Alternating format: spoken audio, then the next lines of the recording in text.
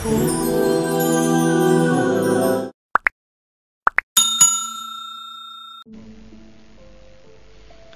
یک خواهر دیگر از همین بیمارخانه شهر کولاب دیروز زنگ زدن که 3 سال شد با پشت در جایگاه خواب هستم.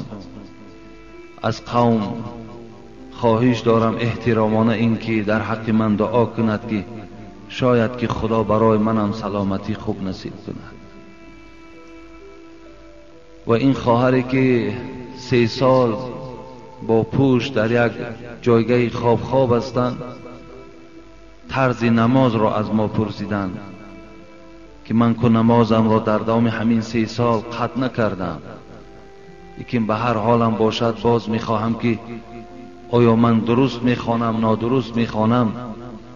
خیلی باور کنید در حق ایشانم که دعا کردیم، لیکن افسوس گفتیم به همون شخصانی که امروز تنی صحت دارن و از این عبادت دورن. انسانی که 3 سال با پشت خواب اراده نماز دارد، نماز میخواند، خدا را در همون خیل حالت عبادت میکند، امروز تنی صحت داریم، وقتی خوش داریم، پایه ها و دست ها و میان های با قوت داریم، لیکن در دیگر راه صرف میکنیم. از پروردگار خواهان او هستم که آن خواهشاتی که این بندگان خدا کردند و از این قوم ما دعا خواستند، خدایا ما را دو مطلب هاشون حاصل بگردان. بیماری ها را خدایا شفای کامل و شفای عاجل نصیب بگردان. و همه و این پدر و دیگر پدرهایی که در این راه نادرست قرار دارند، خدایا با فضل و کرم خودت هدایتشان گردان و از این کارهای نادرست خدایا اونها را باز نگهدار. آمین یا رب العالمین.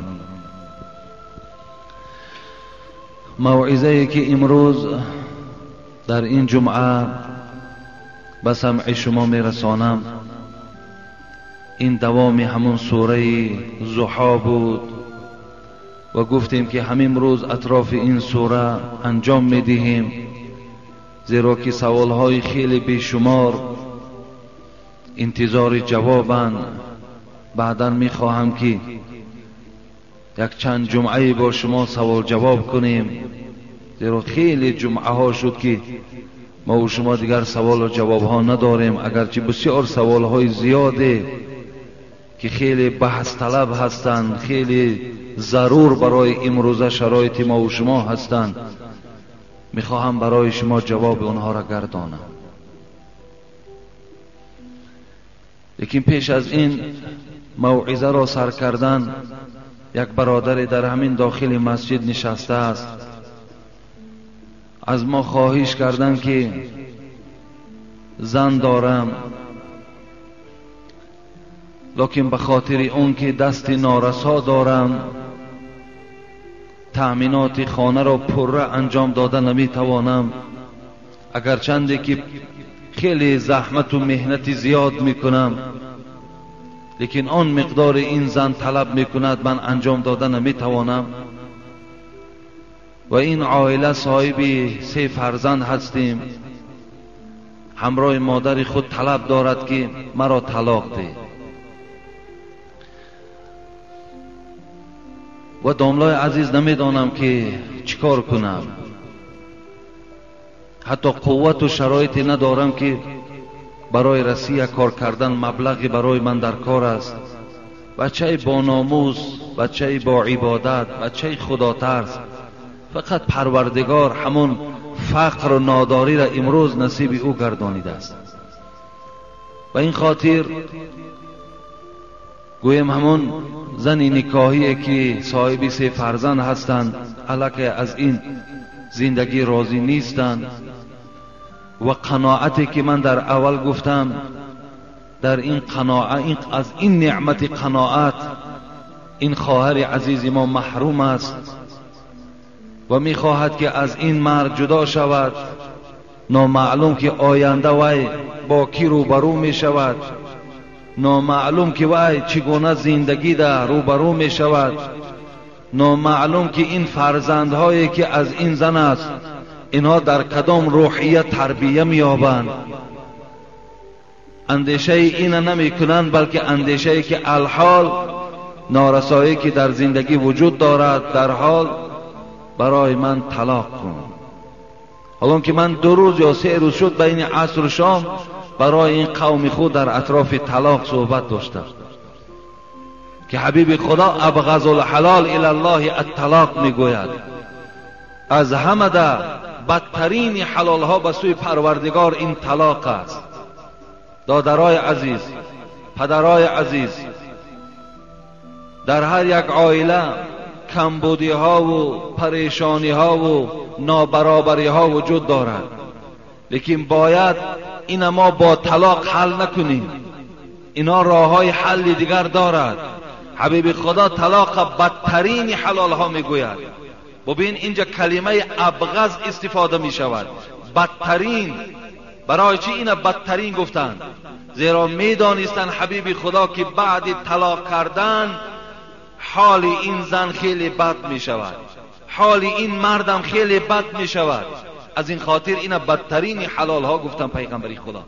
شما تصور کنید که وقتی که دختری شما را همراه فرزندها شوهر طلاق میکند میارد در خانه در نزد شما میسپارد، همون حالت شما کمی اندیشه کنید چگونه حالت است، چگونه منظره خیلی ناخوبه برای شما هست.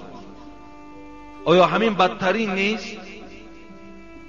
حالا که حبیب خدا میگوید کدام زنی که برای نرسیدن شرایط یا برای که شوهر او منصب ندارد، پول ندارد، دسترخوان پر از میوه و ناز و نعمت ندارد، اگر برای این شده از شوهر خود طلاق طلب کند، حبیب خدا گفت قسم به خدا گفت بوی جنت به مشام این زن نمیرسد.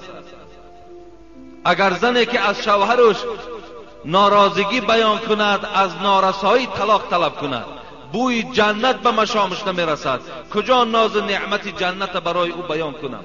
بوی جنت که بوی جنت حبیب خدا گفتند از 500 سال راه به مشام انسان میرسد، لیکن به مشام این زنی که از شوهر طلاق طلب میکند به مشام این زن بوی جنت نمیرسد.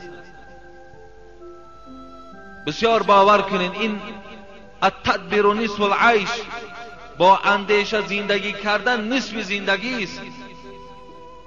در این فقر و در این ناداری حبیب خدا طاقت داشت. حضرت فاطمه مادرمان دختر حبیب خدا در این فاقه و در این ناداری که چیزی نداشتند در این صبر داشتند. دختر ابوبکر صدیق حضرت اسماء کمبغلی او را کتابها یاد میکند، صبر داشتند. لیکن این خواهر عزیز ما هم ببینید هم از نعمت شوهر محروم، هم از زندگی خوب محروم، هم از راحت جنت محروم. کجا رفته ایستاده؟ این راهی که خود اختیار کردی بسیار راهی نادرست است، بسیار راهی غلط است. و آن محبت و آن ناز و عشوه‌ای که این شوهر با تو دارد، هیچ وقت شوهر دیگر به تو این خیل محبت و این خیل زندگی البته برپا نمیکنه، اگر چیز رنگی زیبا هم داشته باشی.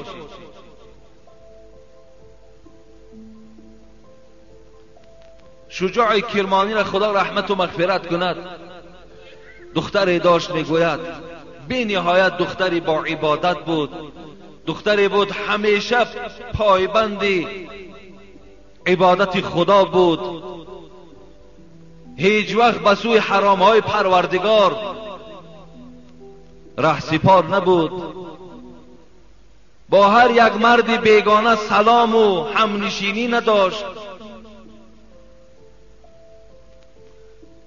روز همین شجاع کرمانی را حکایه میکند که برای دختری خود خواست شوهر بیارد. دختر به سین و سالی 18 قدم زده بود، در حال این شجاع کرمانی از پی شوهر شد. اونها شوهر برای خاطر منصب و مال و ملک نمی کافتند، فقط شوهری میکافتند که شوهری باشد که خدا ترس باشد و با این دختری من زندگی حلال و پاکیزه داشته باشد. اونا این گونه جستجو میکردند. امروز بچه‌دارای ما هم دخترای فقط دولتدار میکاوند، بچه‌دارها هم زنهای بای به دولت میکاوند. فقط همه این به خاطر دنیا هست. و ناگاه میگوید شجاع کرمانی در یکی از مسجدها در آمد، نگاه کرد، یک جوانی را دید مثل این جوانهایی که امروز در عبادتها قائم هستند، خدا را به نهایت خوب عبادت دارد. یک مدت نزد این جوان نشست. بعد این وقتی که جوان عبادت انجام داد، شجاع کرمانی با او سلام کرد و گفت ای دوستی خدا، گفت دختری دارم و برای او شوهر مناسب جستجو دارم و این عبادت تو و این ستاره تو برای من بسیار معقول آمد. میخواهم که دخترم را در نکاح تو درآورم. این گونه طلب کردن قلنگ ها و این گونه گویا مال و ملکی که امروز دختردارها برای شوهر کردن طلب میکنن، این گونه رسم و آیین ها اون زمان وجود نداشت. همه این رسم و آیین هایی که الحال در ما پیدا شده است که جوانها دیگر زن گرفتن نمیتوانند، دخترها دیگر سین و سالشون هم به 25 و با 30 میروند، دیگر شوهر کردن نمیتوانند، این گونه قاعده و این گونه رسم ها اون زمان وجود نداشت. برادرای عزیز و گرامی، پیش از آنی که دوام قصه را من حکایه کنم، در حق همون دخترهاتان ضامن نشویم. از قلنگ دیده، از مال و ملکی که شما از اون مرد طلب میکنید، از اون دیده شما فقط به خود همین جوان نظر کنید، چگونه جوان است، چگونه مرد است، چگونه شخصیت است، آیا به خدا نزدیک است یا به خدا نزدیک نیست. اینها را شما فقط در نظر گیرید.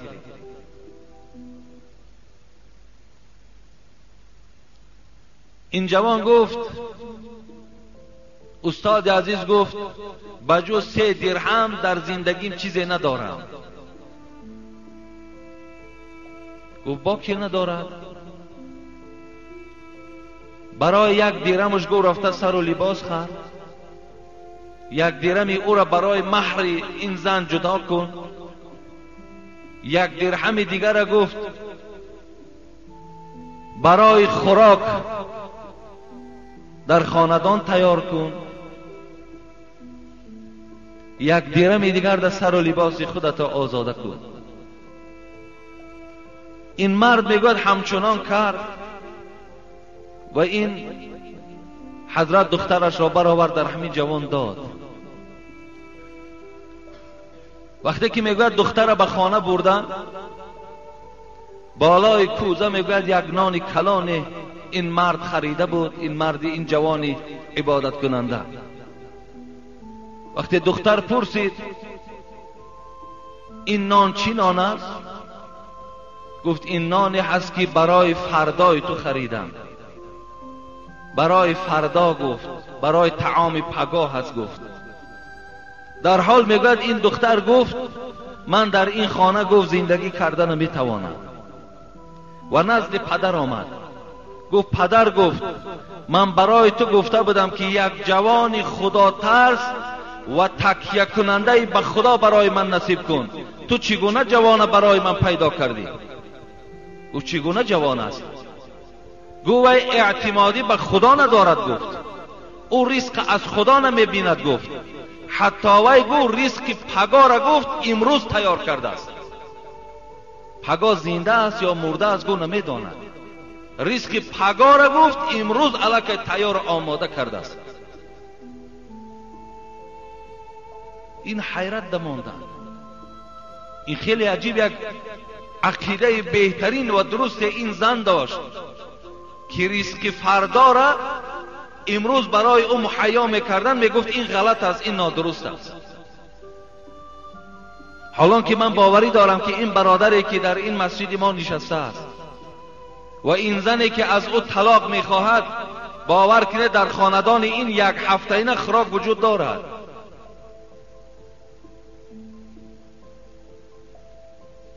من جواب این مرد همچنان جواب میگردانم که اگر این دختر باز از این مرد طلاق طلب کند، این خیلی نادرست است، این خیلی ناروا است. من گفتم که خوشبختی برای تو نمی آرد. دوم این که تو از همان بوی جنت محروم میمانی.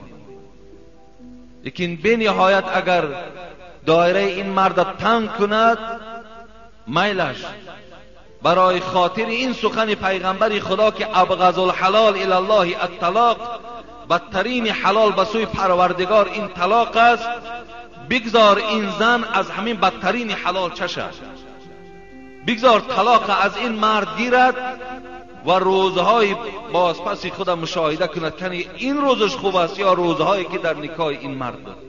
بعد خودش به خلاصه می آید.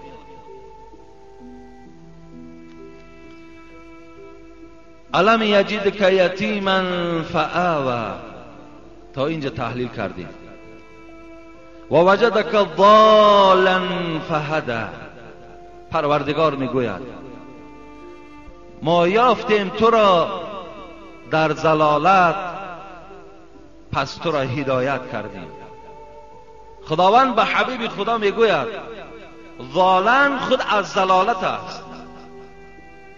در معناهای عربی خود ضالا معنای ضلالت میدهد.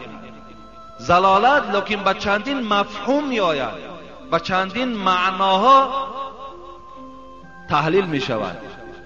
یکی گمراه، یکی راه نایافته، یکی ناآگاه، یکی غافل. یکی میگن یک درختی هست در عربستان هم می روید که در اطراف او هیچ درخت دیگر وجود ندارد، ویم ضلالت میگویند. مقصد معنای ضلالت گمراهی را میدهد. لیکن اینجا در راست پیغمبری خدا این گمراهی حساب نمی شود. خدا میگوید و وجدک ضالا فهدی، ما تو را گمراه یافتیم بعدا هدایتت کردیم. مفسرای قرآن میگویند این ضالنی که در این جمله قرآنی استفاده شده است معنای ای را دارد که ای پیغمبر خدا، پیغمبر گمراه نبود، زیرا که وی از خوردی هیچ وقت در شرک نرفته بود، شرکیات قدم نزده بود، وی هیچ وقت بت پرستی نکرده بود. در اون وقتا عرق نوشی که کار عادی بود، حبیب خدا تا دوام پیغمبری عرق نوشی نکرده بود. پس معلوم میشد که حبیب خدا گمراه نبودند، بلکه گمراهی که در اینجا آمده است معنای این دارد که تو ای پیغمبر از پیغمبری بی‌درک بودی. تو نمیدانستی که تو در 40 سالگی پیغمبر میشوی. تو از قرآن درک نداشتی، تو از ایمان از کتاب درک نداشتی. اینجا ما تو را یافتیم گمراه و هدایت کردیم، انا این معنا را افاده میکند. حتی که در آیات‌های قرآن هم باز این آیات قرآن دیگر آیات‌های قرآن تقویت میبخشد. و ما كنت تدری ما الكتاب ولا الایمان ولكن جعلناه نورا نهدی به من نشاء من عبادنا و انك لتهدی الى صراط مستقیم. پروردگار در این آیات قرآن هم چی میگوید؟ و ما تدری ما الكتاب ولا الایمان. ای محمد تو نمیدانستی که کتاب چیست، ایمان چیست، لیکن ما با واسطه این قرآن تو را هدایت کردیم. این پروردگار باز در دیگر آیت قرآن هم حبیب خدا را میگوید که تو نمیدانستی که قرآن چیست، نمیدانستی که ایمان چیست، لیکن ما با واسطه قرآن از این کتاب و از این هدایت تو را درکدار کردیم. این از معنای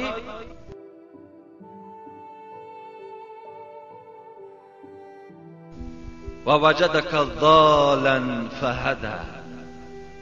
تو را گمراه یافتیم، تو را بی خبر از قرآن و از پیغمبری یافتیم بعداً این نعمتهای قرآن و این نعمت پیغمبری را برای تو نصیب کردیم.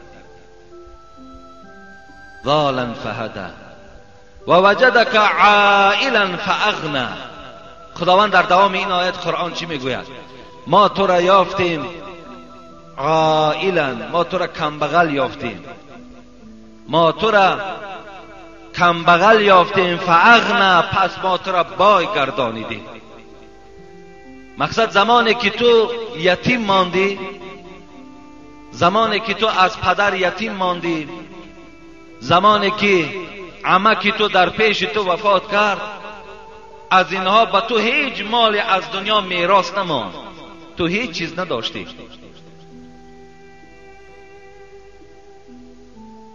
مودودی در تفسیرش میگوید که از وفات پدر پیغمبر و از وفات مادر پیغمبر فقط به پیغمبر خدا یک مادگاو میراث ماندگی بود، یک مادگاو میراث مانده بود. خداوند همون میگوید که ما تو را در حالت فقر یافتیم و تو را ما صاحب دولت کردیم. صاحب دولتش چی معنا دارد؟ مفسرای قرآن میگوید که زمانی که حبیب خدا 25 ساله بود، خدیجه یا خدیجه میگوییم، خود ما خدیجه میگیم، این خدیجهش نادرست است، اصلش خدیجه میگویند. در حدیث ها خدیجه ذکر میشود. خدیجه اینم که از جمله مادرای ما و شما هست، از اولین زن پیغمبر خدا هست. اون زمان 40 ساله بودند و حبیب خدا، این قصه را کوتاه میکنیم، این خدیجه را در نکاح در آورد و مال او را تجارت میکرد. از فیض و برکات پیغمبر خدا مال خدیجه باز افزایش یافتن گرفت و خدیجه را حبیب خدا به نهایت دوست می داشتند، به نهایت، اگرچند زن پیرانسال هم که بود. حتی در روایت بخاری می آید که بار رسول اکرم با جبرائیل یک جا نشسته بودند. به ناگاه جبرائیل به حبیب خدا گفت ای محمد، در کوچه گفت در دست خدیجه یک طعام و در یک ظرف شیر دارد، پیش تو آمده ایستاده است. وقتی که نزد تو در آمد، از نام پروردگار و از نام جبرائیل به او سلام برسان. سلام از نام پروردگار و از نام جبرائیل به خدیجه رضی الله عنها برسان گفت و به او بشارت ده که پروردگار برای او یک قصر طلایی را در جنت آماده کرده است. این سخن جبرائیل بود که روایت بخاری در وجود دارد. وقتی میگوید خدیجه از دنیا گذشتند، حالا که خواهر خدیجه بود، بار میگوید خاندان پیغمبر در آمد بعد وفات اپشان و فریاد زد محمد. وقتی میگوید رسول اکرم آواز حاله را که شنیدن، خواهر همون عائله شد، میگوید در حال در چهره حضرت تغییرات پیدا شد و گفت این انشاءالله حاله است. گفت خواهر خدیجه است. گفت عایشه گفت از کجا شناختی؟ گویا هم در چهره گفت مانند همون خدیجه بود و هم در آواز گفت بسیار مانند به خدیجه است. گفت و عایشه میگوید این قدر حسده که من نسبت خدیجه زیاد داشتم، اگرچه عایشه مادرمان زن اوله پیغمبر دیدگی نبودند، لیکن میگوید بسیار یک حساسیت زیاد من نسبت او، یک بدبینی گویم، اگه ساده کنیم، یک بدبینی زیاد، یک حسد، یک رشک زیاد نسبت خدیجه داشتم، زیرا که خدیجه را حبیب خدا در پیش من بسیار یاد میکرد. حتی باری گفتم که ای حبیب خدا، یک زن پیرانسال بود، از دنیا گذشت، در عوض او خدا برای تو بهترین زن یک جوان دختر داد، که اشاره به سوی خودش کرد. رسول اکرم گفت ای عایشه، گفت خدیجه برای من بسیار محبوب بود، زیرا که از او من صاحب فرزند شدم. همه فرزندهای من از خدیجه بود. برادرای عزیز و گرامی، من بسیار شما را میدانم که شما حتی تولد پیغمبر را نمیدانید. بسیار شما نمیدانید پیغمبر خدا چند زن داشت، با چه خاطر اینقدر زن زیاد گرفت، سبب زیاد گرفتن زن پیغمبر چی بود، چند فرزند داشت، بسیاری از شما نمیدانید. برای که شما بعضی، من همه شما را در نظر ندارم، برای امت نوگی زبانیه. اگر شما صدقاً حبیب خدا را دوست دارین، هر آینه تاریخ ایشان ورق میزنید میخوانید. برای همه کار دنیا وقت دارین، لیکن برای تاریخ پیغمبرتان خواندن وقت ندارین. شما حبیب خدا اولین فرزندی که از خدیجه یافتن این قاسم بود. رحیق المختوم، کتابی که سیرت نبی در بین قریب عددش از یادم رفت است، چندین هزار کتاب در دنیا جای اول همین رحیق المختوم گرفت. سیرت نبی، قصه های درست پیغمبر خدا.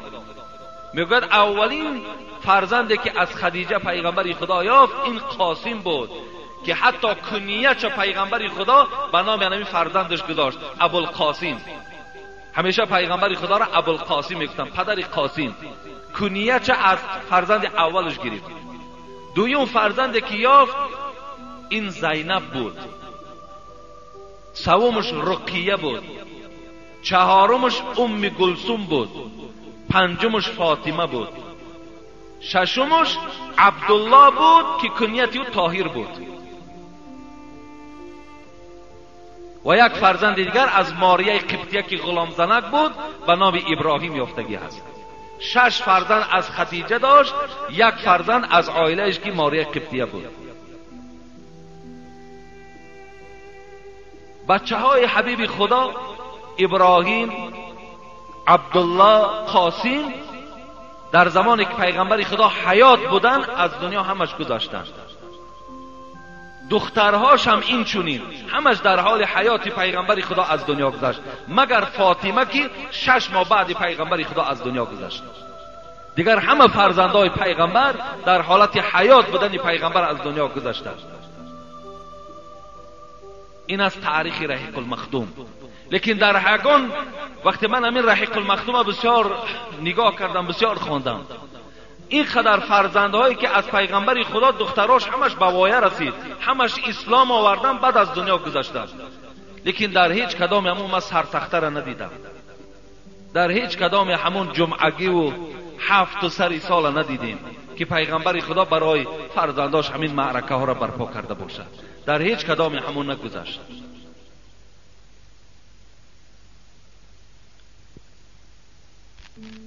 خلاص گویم خدیجه را حبیب خدا دوست می داشتند و خداوند می گوید وقتی ما تو را فقیر یافتیم، ما تو را نادار یافتیم و تو را دسترس کردیم به مال خدیجه، مالی که از جانب خدیجه بود و تجارتی که با او کردی، ما تو را صاحب ملک گردانیدیم. خداوند می گوید عائلا فاغنى فاما اليتیم فلا تقهر و اما السائل فلا تنهر. پروردگار میگوید زمانی که ای محمد صلی الله علیه و سلم ما تو را ناآگاهی از قرآن و از پیغمبری یافتیم و تو را هدایت کردیم، زمانی که تو نادار بودی تو را دارا کردیم، زمانی که تو یتیم بودی ما تو را یتیم یافتیم، برای تو جایگاه دادیم، پس چیکار کن؟ فاما الیتیم فلا تقهر، پس با عیسی که بالای یتیم ها قهر نکن، یتیم ها را آزار نده، با یتیم ها همیشه چیکار کن؟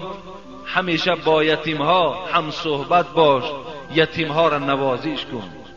چگونه جمعه های پیشین برای شما تأکید کردم که بعضی از بی انصاف های از امت پیغمبر خدا یافت می شود که مال یتیم میخورند، پروای یتیم ندارند، مال یتیم تله و تاراج میکنند. فرزندهای یتیمی که در خانه ها دارند اونها را گویم که زیر عذاب و مشقت قرار میدهند، حالان که پروردگار تأکید دارد به حبیبش که بالای یتیم ها قهر نکنید، یتیم ها را عذاب و شکنجه ندهید. یتیم ها را نوازش کنید، یتیم ها را از فرزندهاتان دیده بالاتر قدر اونها را دانید. به مال یتیم نزدیک نشوید. چگونه ابوذر غفاری را حبیب خدا دوست می داشتن، گفت به دو چیز من تو را وصیت میکنم که نزدیک نشو. یکی از اون چی بود؟ این بود که به مال یتیم نزدیکی نکن. هیچ وقت در بالای مال یتیم حکم نکن که مال یتیم بسیار خطری کلان دارد.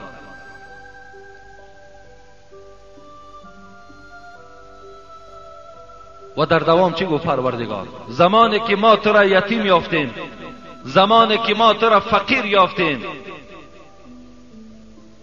دویم این که هیچ طلبنده را از نزد دروازت نران.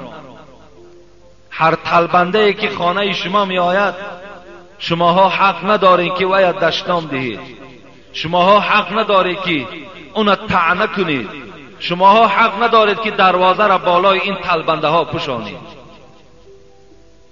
و اما السائل فلا تنهر. پروردگار میگوید بالای طلبنده ها شما صدا نزنید، بلند آوازی نکنید. زیرا در یک حدیث خواندم که بسیار طلبنده های هستند که برای امتحان شما می آیند. بسیار طلبنده های هستند که اونها نه انسان نه جینند، اونها بلکه از عالم ملکوت می آیند، اونها بلکه ملائکه ها هستند. پیغمبر خدا می گوید می آیند می سنجند شما را کنی تا چه اندازه شما سخاوت دارید. که یک قصه را در ریاض الصالحین من برای شما گفته بودم، دیگر او را من بیان نمی کنم، که قصه یک شخص کل بود، یکیش پیس بود، یکیش کور بود، که این سه نفر یکی از ملائکه های پروردگار سنجش گذرانیده بود. و اما بنعمت ربک فحدث.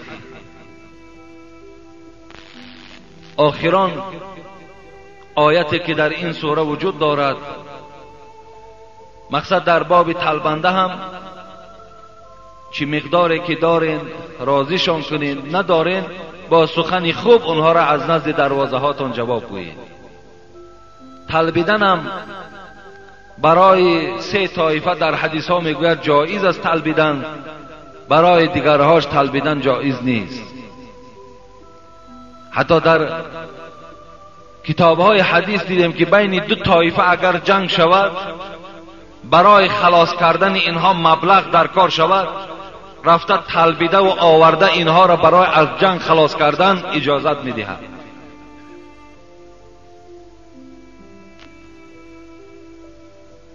یا برای شخصی که اگر گواها شاهدها وجود داشته باشند که همین آدم امروزه خوراک ندارد، اگر همین خیل انسان برآمده از بندگان خدا طلبیدن برای خود اختیار کند، اینم جایز است. یا شخصی که اگر در خانه سوزی خانهش می سوزد یا خانهش چپه می شود، خواه یک بیماری در خانهش پیدا می شود که دیگر شرایطی اینها را نجات دادن ندارد، اگر این آدم برای خود طلبیدن اختیار کند تا که همین کمبودی هاش حل کند، این ده هم جایز است. لیکن بغیر این امروز میبینیم جوانهایی که خرد هستند در بازارها طلبیدن برای خود اختیار کردند. بسیار خوب میشود، میدانم دل همه ما و شما میسوزد، ما و شما هر کدامان همون 20 درم است، 10 درم است در دست اونها میدهیم، از روی رحم و انصاف است. لیکن وی عاقبت خوب ندارد. وی آهسته آهسته این جوان اینا برای خود کسب میکند، طلبیدن را برای خود کسب میکند، تا زمانی که هست دیگر این طلبیدن در خون و در وجود او پیدا میشود. ببین حتی طلبیدن اگر در اهل علم باشد، پیغمبر خدا میگوید حتی همون عالم، همون داملایی که برای خود طلبیدن اختیار میکند، دیگر در او هیبت باقی نمیماند. هیبت او، حتی گویم دیگر سخن او در مردم تأثیر نمیکند. وقتی پیشوایی که اگر برای خود طلبیدن اختیار کند، زیرا که طلبیدن حبیب خدا میگوید حلال نیست.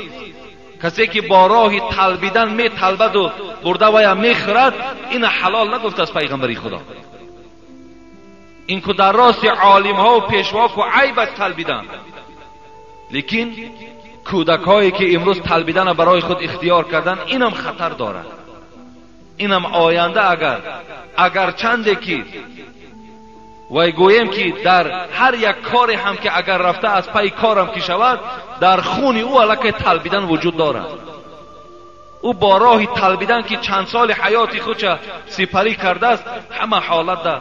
اون یک قصه ها میکنن که یک جوگی دختر میگه یک پادشاه را دادن، لیکن وقتی همون روز طلبیدنش که آمد، اجازت از پادشاه گرفت و برای طلبیدن برای خود روز اختیار کرد. مقصد چی بود؟ الان که پادشاه همه شرایط داشت، لیکن در خون این که طلبیدن که وجود داشت و دیگر قرار نمی گرفت. برای من اگر ما اونا را کمک کنیم و دل سوزی کنیم، فکر میکنیم که امروز باور کنیم این جنایت است. برعکس ما توانیم همون جوانها را، پدراشون شناسیم، مادراشون شناسیم، برادراش شناسیم، از این راه باز داریم. این خدمت امروز در جامعه ما و شما می شود. این یاردم کردن ما باور کنین، این کمک ما میکنیم، این ثواب ندارد. برعکس ما باید چیکار میکنیم؟ باید در این راه، در یک راه طلبیدن باید تیار کرده ایستادیم. این عاقبت در این جمعیت ما و شما یک شخصی ضرر آور می شود، هیچ فایده از او در جمعیت ما نمی شود. حتی اگر خدا و یک عالم هم که کند، علاقه در خون او طلبیدن وجود دارد.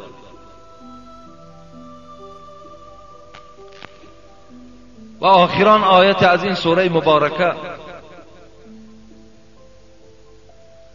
این بود که ای پیغمبری خدا، آن نعمتهایی که خدا به تو داده است و یا به مردم برسان. مفسرای قرآن میگوید مطلوب از این نعمتها عام است، نعمتهای چی مادی و چی معنوی. و این نعمتهایی را که پروردگار و پیغمبرش امر کرد که این به گوش مردم رسان، این بود است که قرآن و پیغمبری. این بهترین نعمتی است که به مردم رسان که قرآن این کتاب خدا هست و من از جانب پروردگارم پیغمبر اعلان شده. و در برابر این برادرای خیلی عزیز و گرامی، همه آن نعمتهایی که امروز ما و شما دارا هستیم، اینم از جمله همون نعمت هاست. چه از چشم بینا، حبیب خدا اللهم عافنی فی بدنی، اللهم عافنی فی سمعی، اللهم عافنی فی بطنی. حبیب خدا دعا میکردن اللهم عافنی فی قلبی، خدایا عافیت نگهدار چشمهای مرا، خدایا عافیت نگهدار شنوایی مرا، خدایا عافیت نگهدار پایهای مرا، دلی مرا، شکمی مرا. اینا هم نعمتی به سوی از پروردگار هستند که امروز خداوند همه ما و شما را از این نعمتها برخوردار کرده است، چه از چشم و چه از دست و چه از پای و چه از تن صحتی که داریم. لیکن بسیار خوب می شود که هر یک نعمتی که از جانب پروردگار ما میگیریم، باید که این جواب نعمت در پیشگاه خدا باید ما و شما در پیش پروردگارمان باید که داده توانیم. افسوس که امروز این نعمت‌های درست، این دست‌ها و این پای‌ها و این چشم‌ها در راه‌های نادرست صرف می‌شود. بسیار جای افسوس است که نعمت‌ها باید در جای خودش صرف شود. و آخر دعوانا ان الحمد لله رب العالمین. ان شاء الله من جمعه آینده که خیلی جمعه ها از سوال و جواب ها ما و شما دور ماندیم، با سوال های شما ان شاء الله من جواب میگردانم. اینجا یک چند سوال های آمده است، میخواهم این سوال ها را الحال برای شما جواب گویم و بعدا ان شاء الله دعا میکنیم. سلام استاد عزیز حاجی میرزا، خدا علم شما را از این هم زیاده گرداند. ما با اهل عائلمان مخلص دائمی اسلام هستیم. برادر کلانی هم 14 سال کسل روحی است و خودم به شهر مسکو سفر دارم و همین مبلغ کم هم که باشد قبول نمایید برای صرف مسجد و در آخر به من و برادرم دعا کنید که برادرم شفا یابد و سفرم را به خطر گردد. با احترام مخلص شما، من ستار از ناحیه مؤمن آباد از خواجگی نوروز. خدای مهربان دعا میکنیم که این بنده ای که 14 سال بیمار است خداوند شفای کامل و شفای عاجل نصیب گرداند و این دادر عزیز ما را خدای مهربان سفرش با فیض و با برار و با صحت و سلامت به خاندانش برگرداند. آمین یا رب العالمین.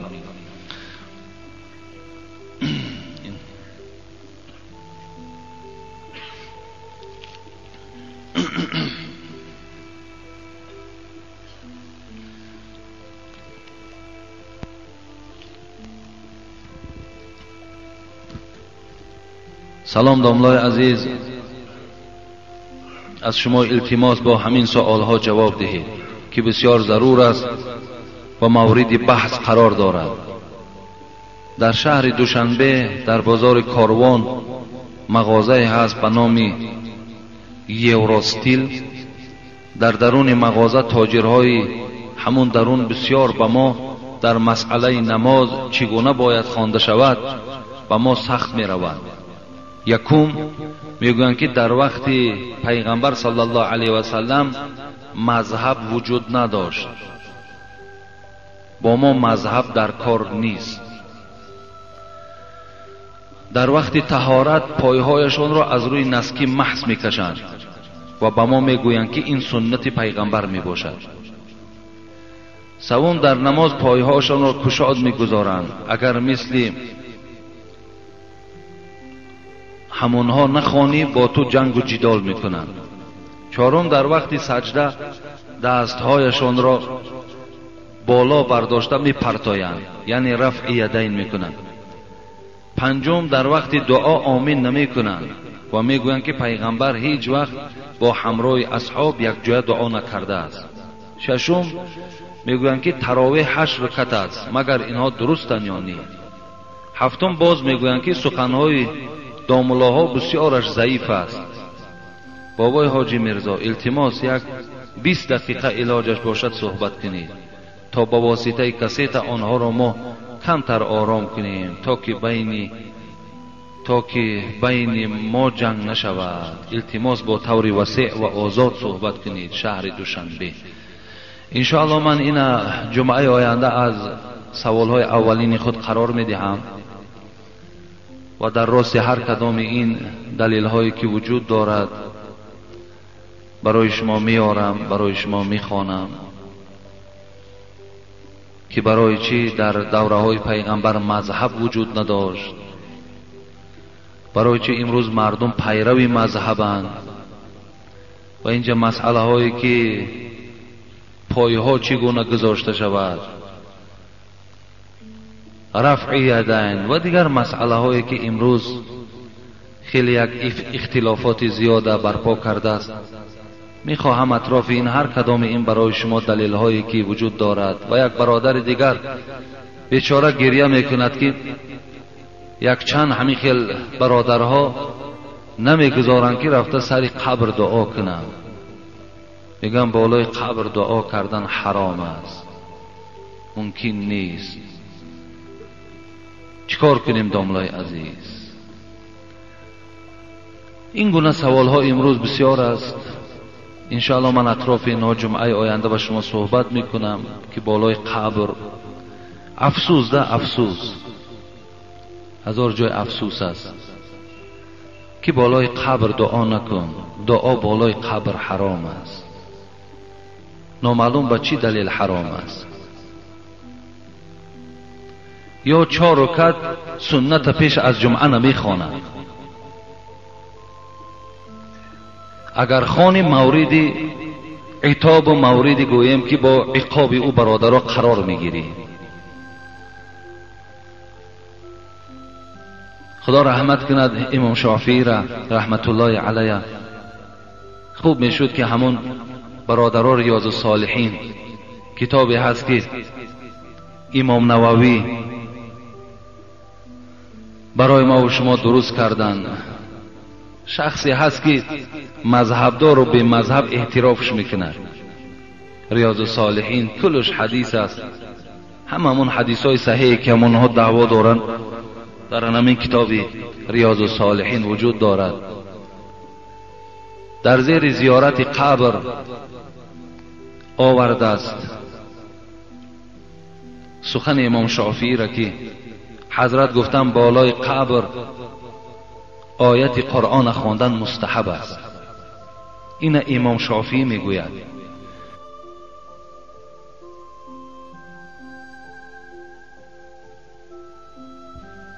سخن امام شافعی است.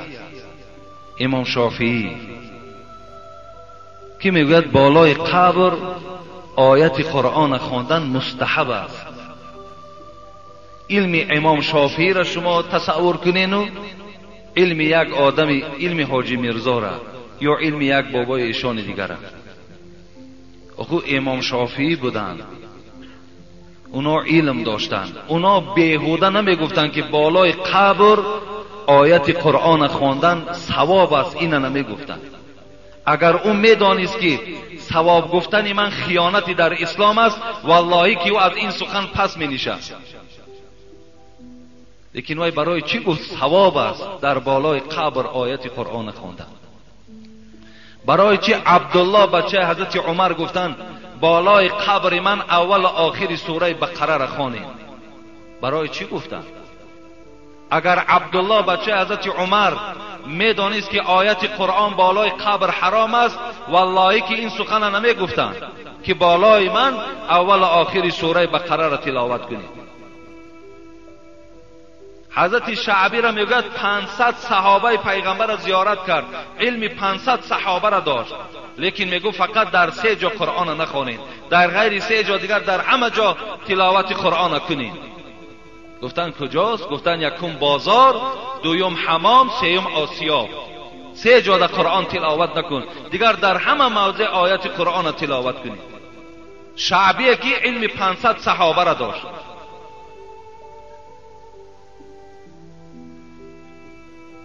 اما امروز بحثمان در اطراف چیز بالای قبر آیت نخوان، 4 رکعت پیش جمعه را نخوان که تو در ضلالت و در گمراهی ای. پیروی مذهب نشو که کسی پیروی مذهب است او در ضلالت و در دوزخ است. این بسیار یک بدبختی است برادر عزیز. و آخر دعوانا ان الحمد لله رب العالمین. انشاءالله من این سوال ها را جمعه آینده هر کدامش برای شما به عصبانی شدن. فقط مرا یک چیز درد میکند که میخواهم فقط پیشرفت در اسلام شود، خفانشینی نشود، اختلاف از بین ما برداشته شود.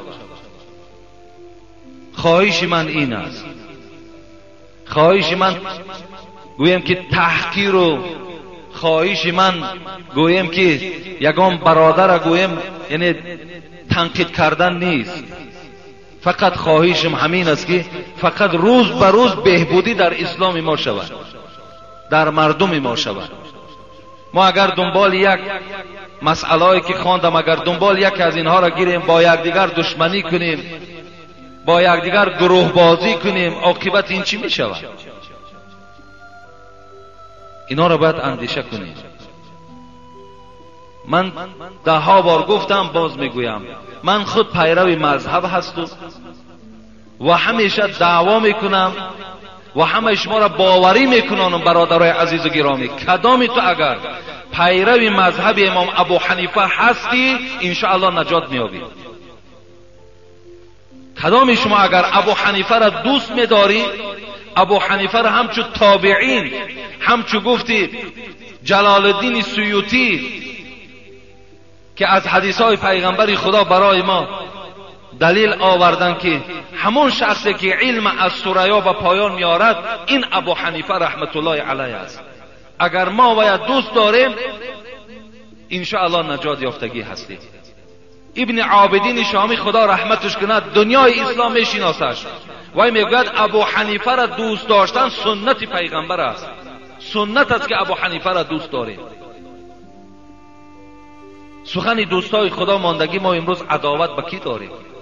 به شخصی داریم که ابو حنیفه را خدا رحمت کند شخصی است برادرای عزیز، شخصی است که وقتی وای برای قاضیگی دعوت کردن گفتن بیا قاضی شو، چی گفت؟ گفت نه، گفت من قاضی نمیشوم. خلیفه منصور برای چی نمیشوی؟ شاید که یگان حکم نادرست صادر کنم فردا در پیشگاه خداوند من چی جواب میگم؟ این ترس ببین. امروز قاضیگی را میخرن، امروز داملاگی را میخرن، لیکن حضرتان خریدن. حضرتان از این وضعی، از این مسئولیت ترسیدن. پیشگاه پروردگار را چی میگویم؟ یک قلم هم میگوید وقتی تیز کرد خلیفه منصور برای تبرک گفتن ابو حنیفه یک قلم از دست تو تیز شود در دست من ده. یک قلم تیز کرده در دست همون پادشاه دادن. بعداً تیز